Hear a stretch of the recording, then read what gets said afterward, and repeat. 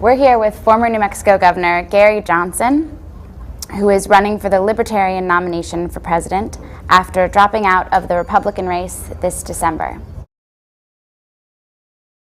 What was behind the switch to the Libertarian Party?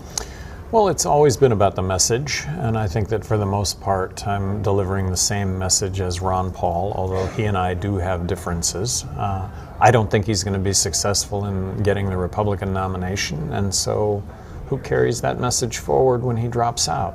I think I have the opportunity to do that, and I am running for the Libertarian nomination for president. There are 10 others that are vying for that same position, so that's what I'm engaged in right now, is to try and make my pitch to Libertarians and get to be that nominee.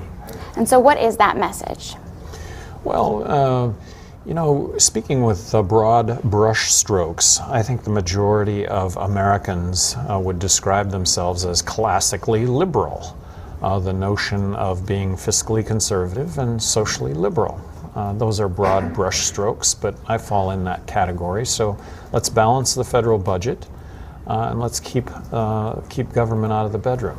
Before you made the switch, you were largely overlooked in the Republican debates. How did it feel to be bypassed for Herman Cain? Well, I felt like I was really unfairly treated, and right now I feel very fairly treated.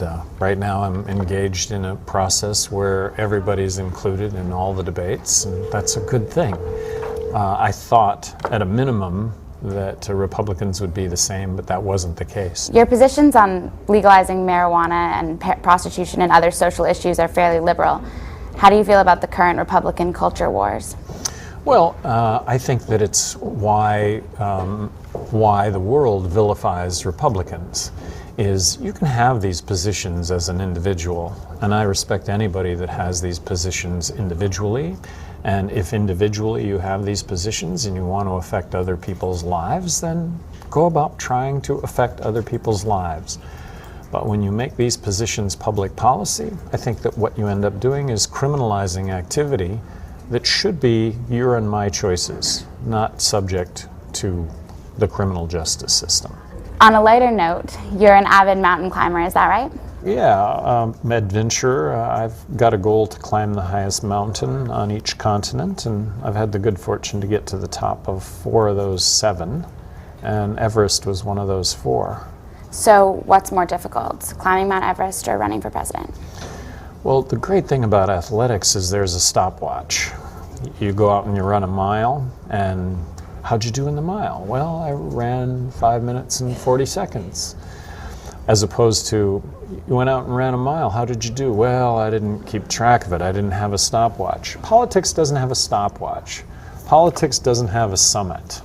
And so you have to listen to politicians talk about their accomplishments or what they're going to or not going to do, and you really don't have a basis.